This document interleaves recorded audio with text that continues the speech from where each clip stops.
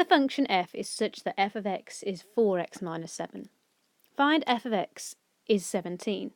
So I want to know when f of x, which is this, is equal to 17.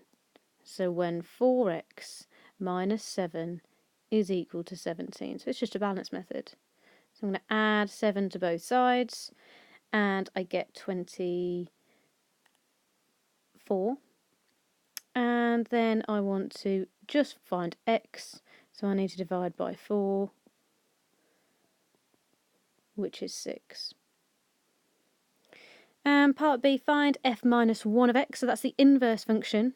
So I'm going to change the f of x just to a y, just to make it a bit